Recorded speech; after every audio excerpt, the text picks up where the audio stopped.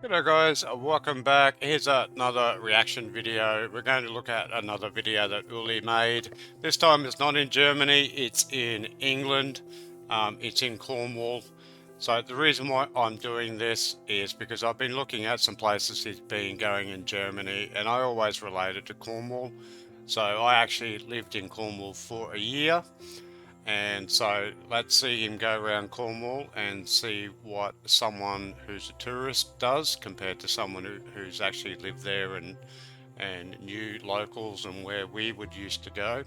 So this one's going to be interesting for me. So if you like the video, please like and subscribe.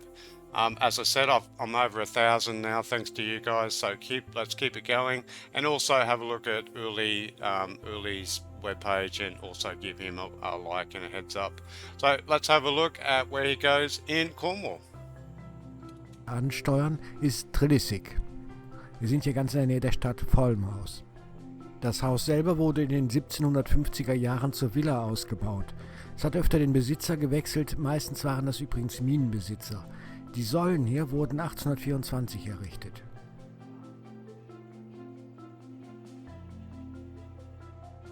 So that's halfway between Truro and Falmouth. So I lived in Truro, so that was about a 20-minute drive or something from my house.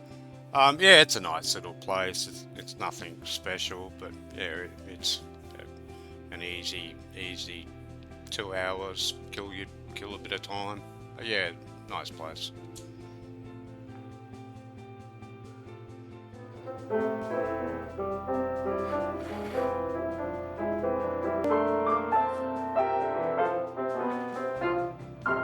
Noch haben wir gleich ein kleines Hauskonzert mitbekommen.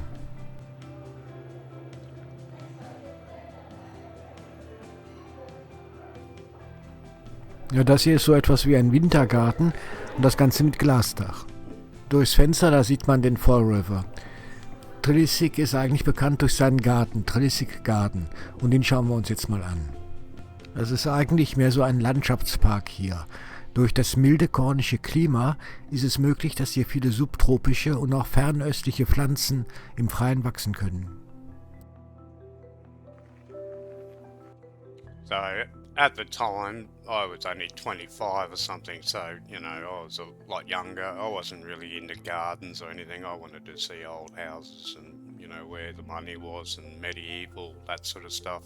But yeah, like if you like gardens and you like, you know, just having to look down over the river and stuff, but yeah, it's pretty decent.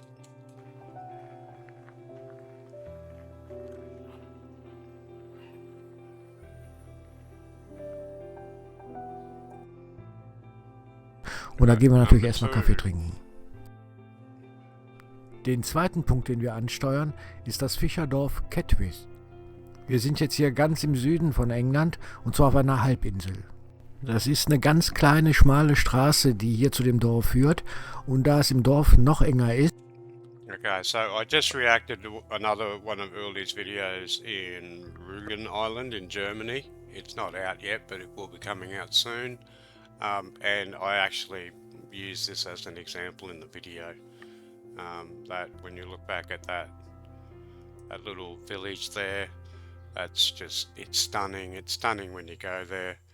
And like I said in the video in Germany, you see how tall people are. Like the windows are small, the doorways are small, and they're always in these little coves just to try to keep out of the wind. So Cornwall's got some really beautiful weather, but when it turns terrible. And you know, if you're not all huddled together, if you up on that house up on the hill there, it can be absolutely terrible weather. So yeah, building like this, there's a reason why fishing villages all over Europe are built like this. Das ist eine ganz kleine, schmale Straße, die hier zu dem Dorf führt, und da es im Dorf noch enger ist, darf man auch mit dem Auto, wenn man hier nicht wohnt, erst gar nicht reinfahren. Es gibt einen großen Parkplatz außerhalb von dem Ort. Vom Parkplatz führt ein schmaler Fußweg runter in den Ort. Es sind ja wirklich nur ein paar Häuser, und hier ist alles voller Gärten mit blühenden Blumen und Sträuchern. Und natürlich Fischerbooten, denn es ist ja ein Fischerdorf. Die Zeit hier im Fischerdorf scheint wirklich stehen geblieben zu sein. Ein kornisches Fischerdorf, wie man es sich vorstellt. Einige der Häuser sind übrigens strohgedeckt. Und hier im Ort gibt es natürlich außer den Fischerbooten einen Fischhändler und ein Restaurant, wo es hauptsächlich Fisch gibt. Und das kleine Restaurant im Hafen, das müssen wir erstmal ausprobieren. Und ich muss sagen, das war lecker. Weiter geht's zu unserem Punkt Nummer 3, Lizard Point. Das ist der südlichste Punkt Englands.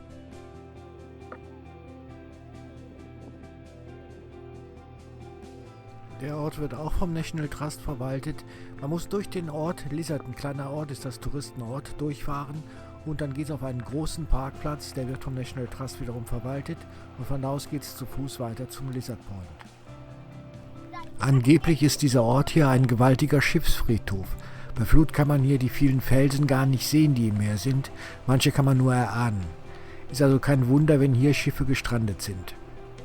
Das da vor uns, das ist der wohl meistbefahrene Schifffahrtsweg der Welt, der Ärmelkanal. Der Lizard Point, das ist die nördliche Einfahrt in diesen Kanal. So this is the Lizard Point. So this whole area coming out, like it's a pretty big national park. I think there's might be a military base there, and there's also the little wind farms, but most of it's pretty well untouched. So the whole drive down the Lizard Peninsula is there's no houses or anything like that, but really nice place.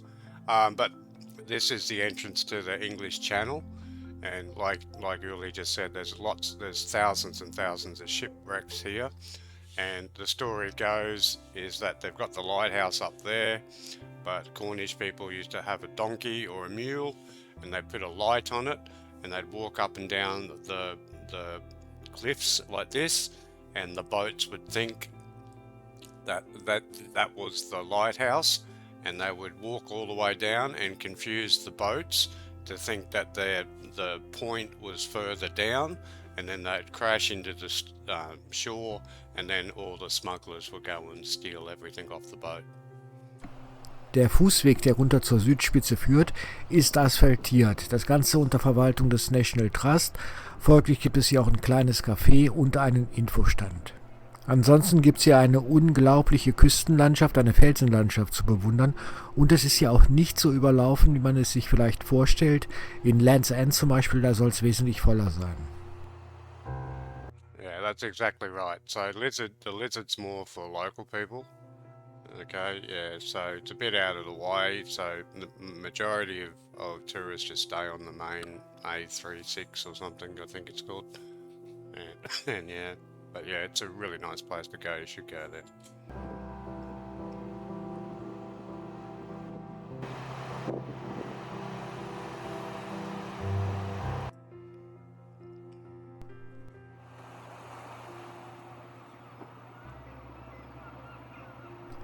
Mousehole, das ist vielleicht wirklich der hübscheste kleine Ort hier an Cornwalls Küste.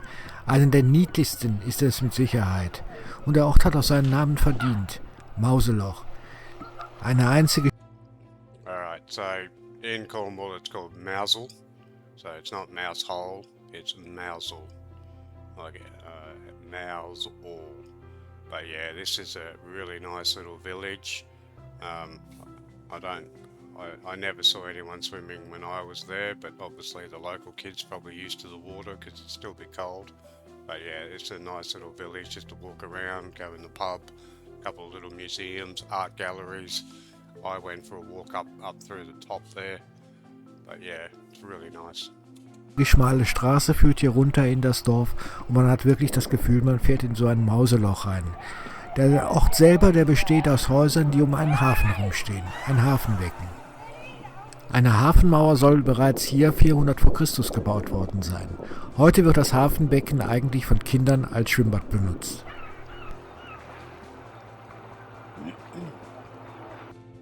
If you're really lucky, if you're there at the right time of year, sometimes you can see puffins there as well. So they come over from the Isles of Scilly, and sometimes they sit down here at Mousehole and on the Lizard. But yeah, they won't sit like on the cliff, they'll sit out on a crag out in the water. But if you've got some binoculars or something, you might actually see a puffin in real life. Unser Ort Nummer 5, das ist Land's End, ein sagenumwobener Ort. hier wo das Land zu Ende ist. Aber auch ein unglaublicher Touristenmagnet, man sieht es hier an dem vollen Parkplatz. Da geht's nach Land's End, denn das Ganze ist eigentlich heute ein Freizeitpark. Die Küste von Land's End, die gehört dem National Trust. Die hat es aber an einen Unternehmer verkauft, der hier diesen Freizeitpark gebaut hat. Man hat sich nur das Wegerecht bis zur Küste hin erhalten. Das heißt, wir können durch den Freizeitpark jetzt kostenlos durchgehen. Okay, so it wasn't like that when I went there 20 odd years ago. So that's all been added. The buildings were there, but none of all the Cornish pastries and pasties and kiosks and stuff like that. It was pretty much just that main building, and then you went down to where the flag is. So this has all been new. Apparently, the English Trust or National Trust has sold it to a private company, and this is how they're making money out of it. But there was nowhere near this amount of people when I went. There was possibly 2. Den Besuch an den Überresten dieser alten Zinnmine, den muss man genießen. Denn hier gibt es die Crown Maschinenhäuser. Die sind in die Felsenklippen gebaut. Wir sind hier in der Nähe von Saint-Just. Wir fahren hier die B3306. Wir sind kurz hinter Land's End. Die Straße windet sich an der Küste lang durch eine hügelige Landschaft. Wie in anderen Teilen von Cornwall wurde auch hier Zinn und Kupfer abgebaut.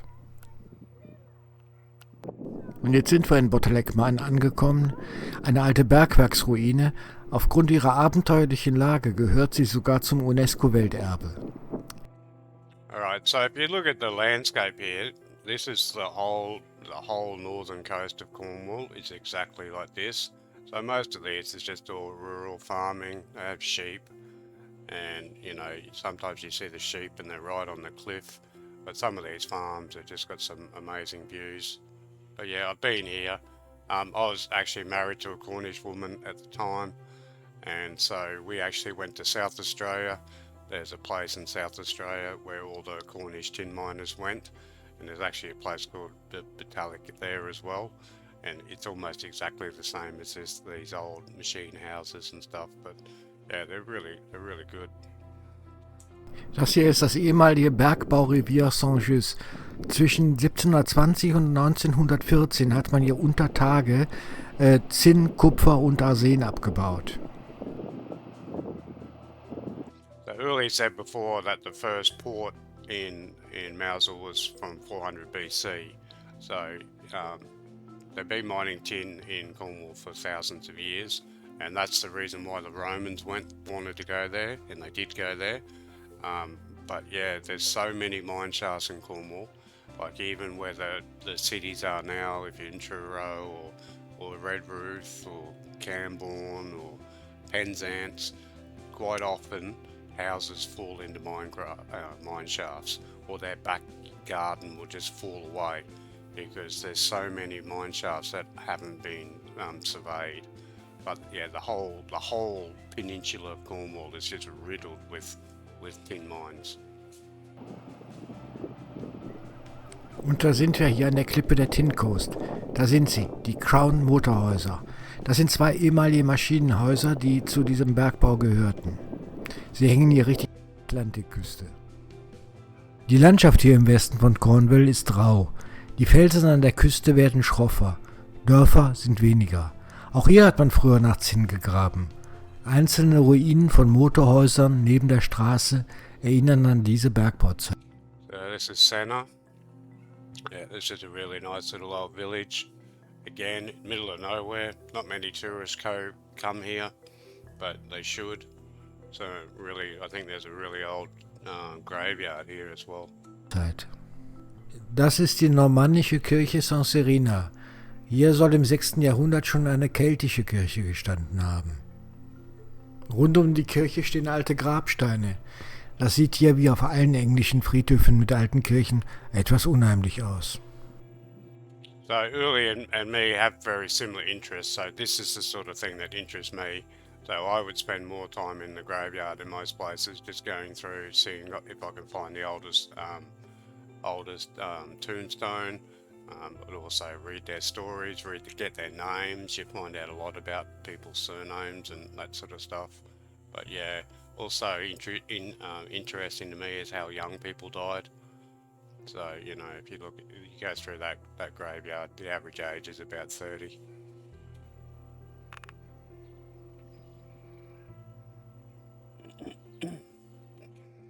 The tower here on the church, okay, so this is an old church, but you see this a lot in Cornwall, excuse me, where rich people just built the tower on their property. So you'll see these just sitting up in the middle of nowhere. And it was a bit of a game to see who could build the biggest one. So there's a lot of properties in Cornwall that just have the tower of the church to make it look like a church, but it's not actually a church, it's just a folly.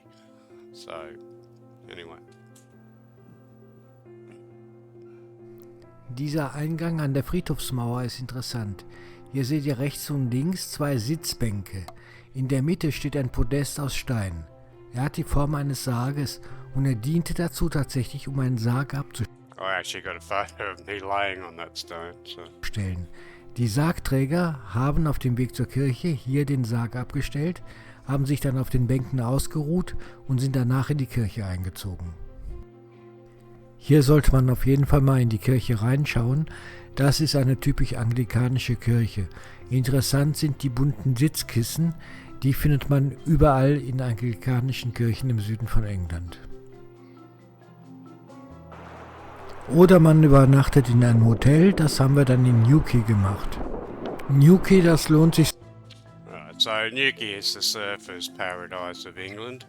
So it's a real young person's town, real beachy lifestyle. I actually spent a New Year's Eve here, and it was a fancy dress. So, and everybody in the town actually dressed up. It was an amazing night. But yeah, this is where everyone comes to surf. It's a nice beach too. A lot of really nice beaches in Cornwall, especially on the north coast. But yeah, gets a bit touristy sometimes, but yeah, it's a nice place. Sowieso als Standort, denn hier gibt es einen herrlichen Strand und hier kann man sehr vielen Surfern zusehen.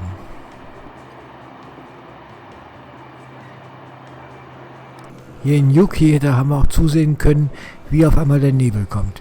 Der kommt ganz schnell und dann ist er auch genauso schnell wieder verschwunden.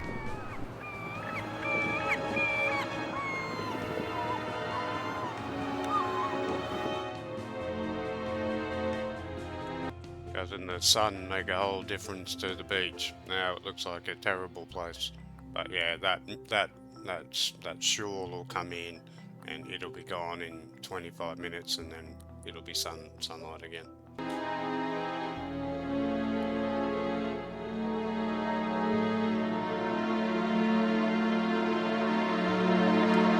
So while I was working in Cornwall, I was actually working as a flat roofer, and so this is why, because the weather's so unpredictable. There's so much rain that comes in, so roofs have got to be well sealed. So that was actually my job. Ist so ein bisschen The Fog, Nebel des Grauens. Wir kommen zu unserem 8. Punkt, den wir ansteuern, und das ist Chapel Port. Das steht jetzt stellvertretend für die wirklich vielen tollen Buchten, die es hier in Cornwall gibt. Wir sind ganz in der Nähe von St. Agnes. Über enge, gewundene Straßen geht es Richtung Küste. Dann fahren wir abwärts, runter in die Bucht. Hier unten gibt es einen kleinen Parkplatz. Die Bucht steht unter Verwaltung des National Trust. Fast alle Parkplätze sind vormittags schon belegt. Wir haben Glück, wir kriegen noch einen Parkplatz. Sogar ein kleines Minicafé existiert hier. Chapel Port, das ist eine der vielen kleinen Buchten hier in Cornwall, wo man einfach über Stunden da sitzen kann und die Wellen beobachtet. So I never went there, but I've been to St. Agnes plenty of times. Perranporth. Nummer 9, das ist Wilcote. Das ist nur ein paar Kilometer von Chapel Port entfernt. Hier kann ich mich gar nicht entscheiden, was mich mehr begeistert. Sind es die irren Felsen der Atlantikküste, die bezaubernde Heidelandschaft um mich herum, oder sind es die romantisch wirkenden Ruinen? Wilcotes, das war eigentlich der Name der Zinnmine, die hier bis 1914 in Betrieb war. Heute stehen hier nur noch ihre Ruinen. Vor uns liegen die Reste von Wilcotes. Die Mine soll schon im 17. Jahrhundert existiert haben. Das hier sind die Überreste der Mine, die 1914 geschlossen wurde. Right, so you can see how important mining is in Cornwall. So here's another one. The whole place is just littered with these things.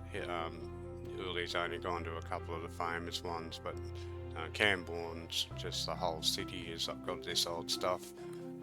Red Ruth. So all these Cornish miners, they're very famous. They go all over the world. They go to Australia. They go to South Africa. They go to Americas early. You know, they're digging tunnels. They're the best tunnelers in the world, the best miners in the world. So there's a couple of stories about them. So the pasty, which is Cornish national dish. So traditional pasties have meat on one end and then dessert on the other end. For the miners, so when they take their dinner down into the mine, they eat their meal first and then they finish off with a dessert. Also, you get the word Tommy knocker or knockers. I think Stephen King wrote a book about them. Also, there was a movie made about Tommy knockers. So Tommy knockers is the noise that they used to get in the mine, and they used to think that there was a little person or a little demon in the mine or something. So after they finish their pasty, they eat the meat, they eat the dessert, and the last little bit, there's a little knob on the end of the pasty that's deliberate, and they throw that down into the mine to feed the knockers. But yeah, there's a lot of history of mining in Cornwall.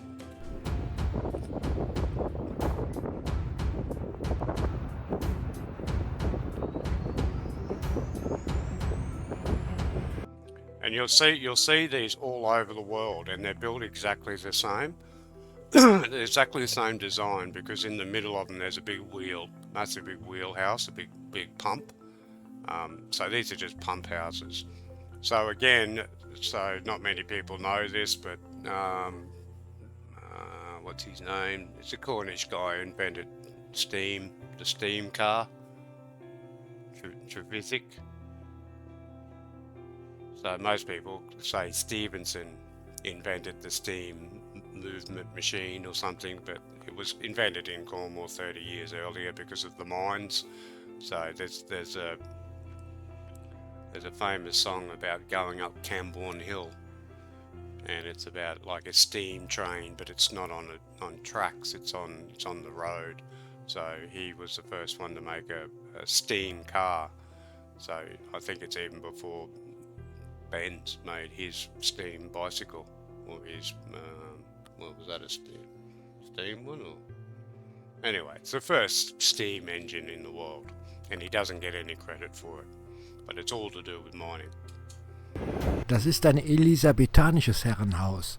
Gebaut 1573, gehört hat es einer Familie Eckland und Gerais is a really nice building. There's some really fantastic rooms in this place. I hope he goes in. Es soll ein Spukhaus sein. Hier gibt es eine Galerie über dem Speisesaal, und hier oben sollen im Mittelalter Musiker gesessen haben und zum Essen Musik gemacht haben. Ja, und gleichzeitig konnte man vom Speisesaal aus die Musiker nicht sehen. Ja, und die Orte. Alright, so there's some better stuff in that house. Also, there's a big mower. Of all places, there's a mower museum there, a lawnmower museum. And I lost my leg to a lawnmower in 1977, so it was a bit of a freaky, scary place for me. But I went in there, and it's actually really quite interesting seeing the mower evolve from scissors all the way through, and it's got some really seriously old mowers, like 300-year-old push mowers that and originals and prototypes and stuff. So if you like machinery like I did, I actually spent more time in the mower museum than I did in the house. 11 und 12, die gehören irgendwo zusammen. Das ist einmal Prideaux Place und es ist der Hafenort Padstow. Für mich gehören beide Orte zusammen, weil beide sehr oft in Rosamunde Pilcher-Filmen auftauchen. Prideaux Place als Herrenhaus und Padstow dann als Ort. Das Herrenhaus wurde Ende des 16. Jahrhunderts von Nicolas Prideaux gebaut. 400 Jahre später gehört das immer noch dieser Familie, der Familie Prideaux. Angeblich wohnen die sogar hier und in den Sommermonaten öffnen sie ihr Haus für Besucher. Rein ins Haus kommt man nur mit einer Führung. Die finden immer zwischen 13:30 und 16 Uhr statt. Ab und zu kann man auch mal eine Führung in deutscher Sprache erwischen. Hier lebt übrigens eine der ältesten Dammwildherden Englands. So actually, the 2 times I went to that place to go there, they were actually filming. So I haven't actually been in. I've only ever been in the car park. So yeah, I was unlucky. The 2 times I actually drove there, they were filming. I don't know what I think they were filming. What's that? Dr. Martin or something like that. All right, but this is Padstow. So Padstow's really nice. It's famous for, who's the famous chef?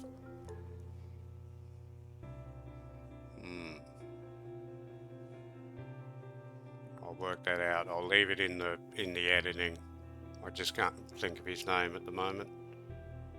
But anyway, there's a really famous world-class chef, and he's got his restaurant here. Und das hier ist die sehr lebendige kleine Hafenstadt Padstow. Die liegt an der Atlantikküste am Mündung. Rick Stein's, and it's just up here. If you just go up the road, it's not on the main street. It's just one street behind. But yeah, Rick Stein's restaurants. Trichter des Camel. Die Straßen von Padstow und der Hafen dienen sehr oft als Drehort für Pilcherfilme. And watch out for the seagulls, because you can have a pasty here and they just come down and they'll take the whole pasty.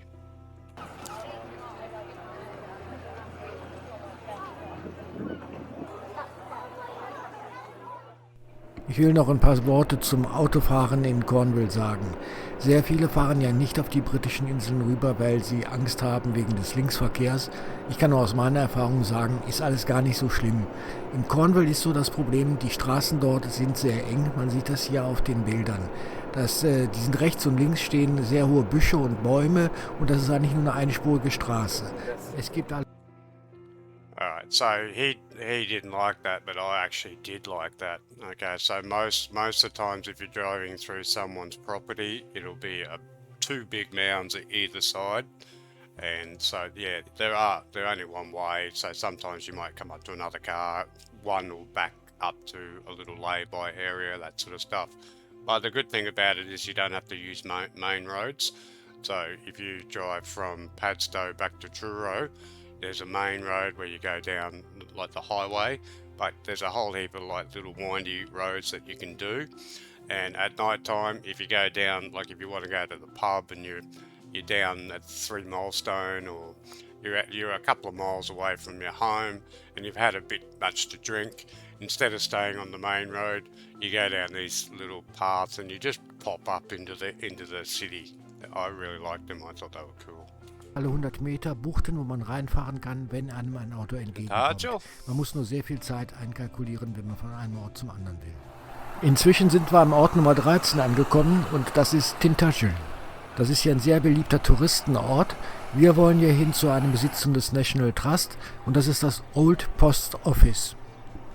Was hier so alt und schlicht aussieht, ist auch ein Herrenhaus, aber eins aus dem 14. Jahrhundert und damit eine richtige Rarität. Old Post Office heißt das Haus, weil es in viktorianischer Zeit mal kurzzeitig die Lizenz hatte, die Briefannahmestelle für den Bezirk zu sein. Ursprünglich wurde das redgedeckte Haus einmal als Bauernhaus gebaut. 5 Räume kann man heute besichtigen. Drinnen ist es ganz schön eng und dunkel. Die kleinen Fenster lassen nicht viel Tageslicht rein. Das sind übrigens Treppenstufen. Die Treppenstufen führen zu einem eigenen Zimmer. Ursprünglich hatte das Haus 3 Räume mit einem Durchgang, eine einstöckige Wohnung. Das Vieh lebt in einem Teil des Hauses. Im Laufe der Jahrhunderte wurde das Haus immer wieder umgebaut. Die Räume sind übrigens eingerichtet, das Mobiliar stammt aus dem 16. Jahrhundert.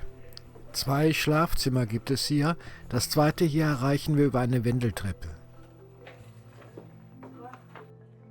I remember that room. Again, I was looking at the floorboards because they're a foot wide and they're about 30 foot long, which you just can't buy wood like that anymore. And it was all oak, and so it looked like it come out of a ship, to be quite honest. But yeah, that's what really interests me. But yeah, this is a really nice place, Tintagel, or Tintagel as the tourists call it. So Tintagel, but Uli was just talking about National Trust and English heritage there. So anyone who wants to go to England, make sure you join those two memberships. So I did a bit of research before I went there because I knew I was going for a year, so I knew I'd be going to a lot of places. So in Australia, National Trust is actually affiliated with the English National Trust. So I joined the Australian one and it only cost me $40. So at that time, that was about £12.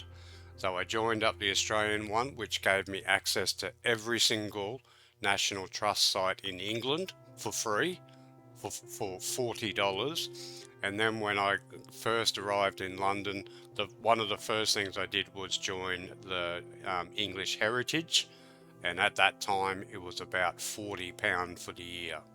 So for the whole year that I was there, I spent £52 going into all these places, and most of these places at the time were about £15. So, and at the Stonehenge was £24. So I got half of my money back from just going to Stonehenge on the way to Truro. So within the first week, I'd already got my money back, and I went over the whole of England, Scotland, and I went to anything and everything that I wanted to, and it was all free. So if you're going to do it, check to see, where you come from. If you're coming from Europe, does your National Trust affiliate with the English one? So you get into a lot of these places for nothing, which is great. Südschlafzimmer. Let's get to the castle. Es ist ja sehr überlaufen. Wunderschön ist diese Bucht hier. Da sieht man eine Höhle, die nennt man die Merlinshöhle. Da soll der Zauberer Merlin drin gewohnt haben. Ja, und in der Burg, da soll König Artus, wenn nicht geboren, dann aber zumindest gezeugt worden sein. Es gibt eine Vorburg, die ist auf dem Festland, und es gibt die Hauptburg auf einer vorgelagerten Insel. Davon ist allerdings nichts mehr erhalten. Seit neuestem verbindet eine spektakuläre Hängerbrücke die Vorburg mit der Hauptburg. Diesen Again, when I went there, it was just me and my ex-wife. We were the only ones there. So we were obviously going there on the off season. It's a bit of a climb up to the top, but it's well worth it. And that's supposedly where King Arthur held the court, that sort of stuff. But who knows? uralten Pub, den muss ich euch einmal zeigen, das Jamaica Inn. Dieses uralte Gasthaus, das liegt mitten im Bodmin Moor. Allerdings an einer Straße, die sehr befahren ist. So this will be the first place that you stop at, because this is the main road going back to Exeter. So this is the A303 or something. So you'll come down here and you'll go over Bodmin Moor, and this is the first, basically only thing you'll see on Bodmin Moor. So this is where Daphne du Maurier, she lived here, and she even wrote a book called The Jamaica Inn. So yeah, this is a really nice pub, nice place. I think you can stay there. So yeah, if you're into a bit of history, there's supposed to be about 15 murders in the hotel. There's supposed to be 6 ghosts. You go out the back, you can sit out there and look over the moor. They've got all the moor ponies, and this is a really nice place. Und quer durch das Moor führt, also ist es leicht zu erreichen. 1750 wurde dieser Pub hier gebaut. Der Name Jamaica Inn, der stammt vom ersten Besitzer des Pubs. Zu seiner Familie gehörten nämlich 2 Gouverneure von Jamaika. Im 19. Jahrhundert diente das Haus als Lager für Schmuggelware. Das waren Sachen, die Strandräuber an der Küste aufgesammelt und hierher gebracht hatten. Betritt man hier. Alright, now this place is a place that you definitely need to go to. This is Lanhydrock. Durch So this house is one of the nicest houses I've ever been in. It's absolutely beautiful inside. As you can see, there's 3 wings. So This wing over here is absolutely sensational. The one on the left of the entrance. So there's actually a book inside that shows you the renovation or the building cost of that wing in 1780 or something like that, and it's a ridiculous amount. It's £375,000 or something like that. And also, what's interesting about it is that the whole wing is made from a type of wood called corded wood. So if you get a log and there's a special way that you cut a log, you end up with 4 planks right out of the heartwood. And it's super expensive because that's how they used to make the wood for ships. And because you're cutting at a certain way, you cut the grain on the wood a certain way to make it waterproof. So only that special wood would be used for shipping. But in this house, they used all of that for everything. So that's why this house that wing was so expensive at the time. But it looks fantastic. It looks like a leopard print. It's just fantastic, this place. Flächen und dann sieht man schon den Garten und man sieht das Haus. Das Haus hat 3 Flügel und im Innern, da gibt es ja eigentlich fast unzählige Räume zu besichtigen. Alle sind im hochviktorianischen Stil eingerichtet. Es wurde alles nach einem Brand 1881 hier renoviert. Sie hat hier teilweise ganz schönen Komfort, das bemerkt man besonders in der Küche. Die Küche besteht aus einem hohen Hauptraum mit einem Grill und etlichen Nebenräumen. Für fast jede Tätigkeit gab es einen extra Raum. Durch diese Rillen hier floss Wasser und damit hielt man die Nachspeise kühl. Das ganze Anwesen hier, das liegt in einem Landschaftspark. 367 Hektar ist der alleine groß.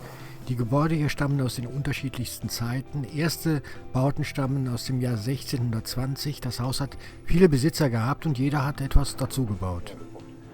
Das hier ist das Billardzimmer. Da gibt es sogar so etwas wie eine Tribüne für Zuschauer. Dann gibt es den Schlafbereich, die Wohnbereiche, ja und die Kinderzimmer.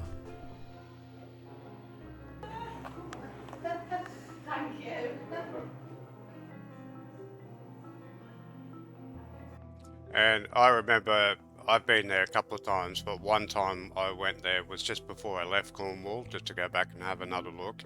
And it was a really nice day on the way, and then when we got there, it was absolutely horrendous. There was the weather was atrocious, and we were the only ones there. And they were just redoing a room upstairs, just near that billiard room. And the old man said to me, we were talking to him, and he said, "Oh, you're not from here?" And I said, "I'm from Australia." So he said, "I'll come up and have a look at the new room that we haven't opened to the public yet." And so it was really interesting to see how they were actually setting the room up. They had all different props, not props, actual items, but they had them, which one do you think is going to be the best one to fit?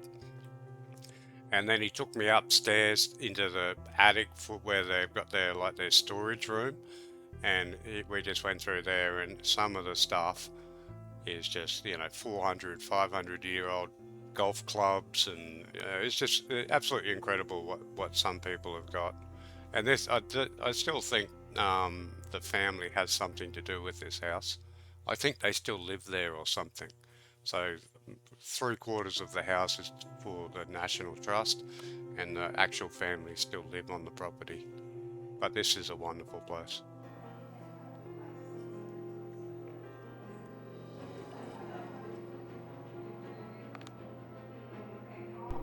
Das hier ist jetzt der Bereich, da haben die Hausangestellten gewohnt.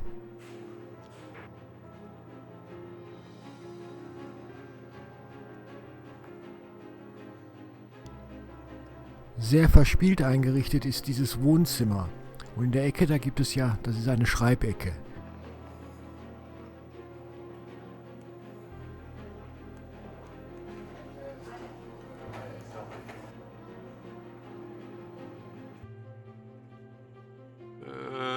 I don't know if this is the room. There's one room where there's plaster all over the walls, all over the roof. And it's amazing. There's angels and cherubs and all sorts of stuff going on. And then above the fireplace, it's got the guy who did the plastering started 1753 or something, whatever the year was, you know, the year of our Lord, 1753. So he started in Roman numerals, and he ran out of space. So at the end, he had to change to Arabic numerals, and he just put 33 on the end. And it really quirk of history, you know, you get all beautiful plaster everywhere, and you get to the end, and he puts in the carves in the name or the year in Latin, in Roman numerals, and he runs out of room. And they left it the way it was, so obviously the owner thought it was funny as well. But yeah, interesting.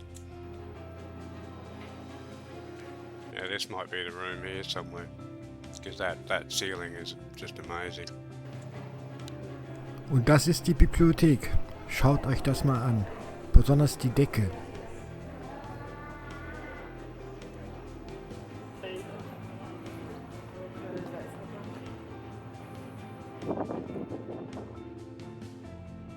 And there's another library. That's not the main library. It goes all the way down the wing, and there's bookshelves all the way along. And I didn't see a book that was over 1600. Everything was before 1600 books. They had thousands of them. Jetzt kommen wir zu mehreren Orten, die liegen südlich des Bodwin-Moors. Was tut's? Es regnet. Wir sind da, wo wir hinwollen. Ja, diese Steinansammlung, die nennt man auch Giant's House, das Haus des Riesen. Das ist eine Grabanlage, etwa 5500 Jahre alt, ein sogenannter Dolmen. Da wurde aus den Steinen dieses Grab gebaut. Man muss sich vorstellen, da kam natürlich Erde drüber und dann war das ein Grabhügel. Hier kann man diese Grabkammer sehr schön sehen.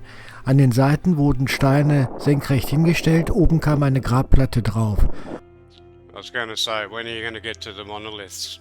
Really, because they are everywhere. If you drive through Cornwall and you look up on the tors, there's always one of these sitting up on top. So there's also stone rings. There's also Chelsester is one of the oldest preserved roundhouses in England. Yeah, there's a whole heap of Neolithic stuff in Cornwall that you just drive past and you don't even notice. Just drive past a farmer's house and there's a big stone sitting in the middle of his paddock that he's been ploughing around for the last 4,000 or 5,000 years. Und auf das Ganze kam dann Erde, damit ein Grabhügel entstand.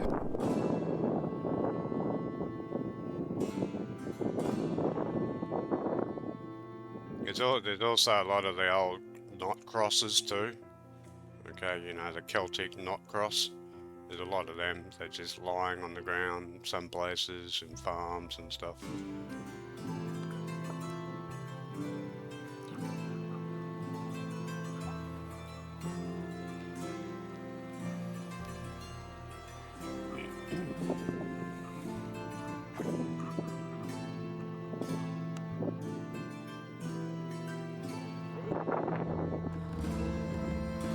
Das hier nennt man Stein des Königs Dorniert. Das ist wahrscheinlich die Basis eines Kreuzes.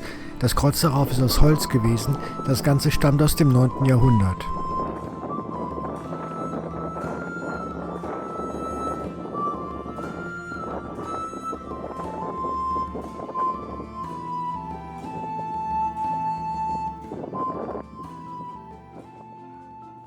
Tja, Minions gibt es nicht nur im Film, das gibt es auch als Ortsname. Der Ort heißt tatsächlich Minions.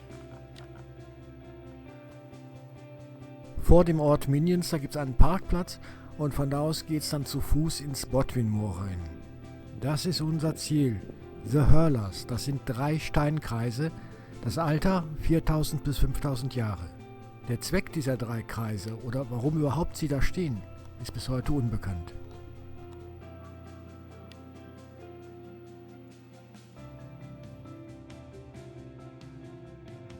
Punkt Nummer 20 und damit der letzte unserer Rundreise, das ist Coteo. Ja, und da sage ich mal, das hier ist Wohnen wie im Mittelalter. Während sonst die Besitzer alter Gemäuer ja Wert darauf legen, dass innen alles relativ modern aussieht, haben die Besitzer dieses Hauses hier dafür Sorge getragen, dass alles möglichst alt aussah. Denn so wollte man optisch unterstreichen, dass dies eine alte, bedeutende Familie war. Alright, so yeah, this is a beautiful house as well, and just have a look at this. Have a look at this entrance room. Das Ganze hier ist im sogenannten Tudor-Stil gebaut. Die Besitzer fast 600 Jahre lang war die Familie Edgecumbe.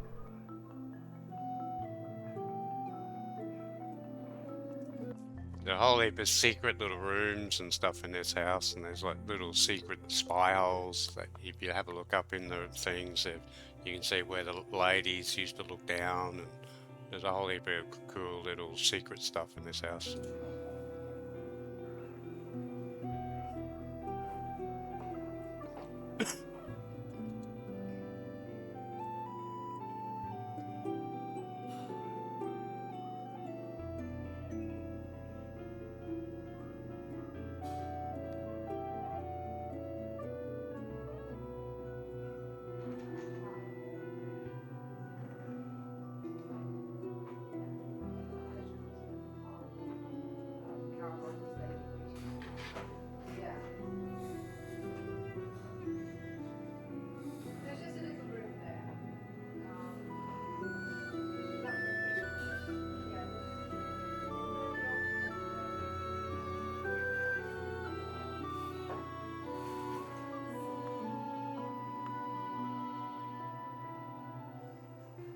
Fasziniert bin ich von ein paar Knochen, die in der großen Halle hängen.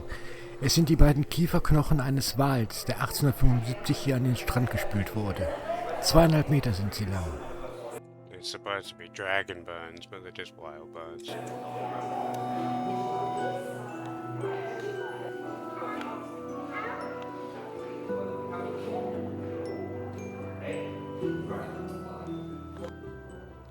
Das war's dann von der Cornwall-Rundreise. Ich hoffe, ich habe euch ein paar gute Reisetipps geben können. Wenn ihr selber noch Tipps habt für Orte, die man besuchen sollte, schreibt sie mir bitte in die Kommentare. In diesem Sinn, tschüss. Alright, there we go. So, yeah, went to most of the places that you would go into Cornwall, especially if you're only there for a couple of weeks or 2 weeks or something like that. But yeah, there's lots more than that to see in Cornwall. There's so many of these little houses. I actually did all the pubs, so I really like the pubs. So I'd spend a day just going to 10 pubs. And so there's some absolutely cracking pubs in Cornwall. There's one in Penzance where, what's his name? Who's the sailor that brought back tobacco from South America? Walter Riley, and you just sit in the pub, and then there's a chair, like a little bench in the window. And I was just sitting there having a beer, and I looked up on the wall and it said, "You were sitting in the chair that Walter Riley first smoked tobacco in England." So just little things like that. But yeah, really lots of history in Cornwall, lots of different type of history than you get in the rest of England. But yeah, really nice place. If you've got time, make sure you go there. Make sure you join up to the National Trust or the English Heritage. If you're visiting England, it will save you so much money. You can get into pretty much every historical place in the whole of the British Isles for £100. So do that. But anyway, if you like the video, good to do another video on Uli. Make sure you like and subscribe to him, like and subscribe to me, and we'll catch you in another one.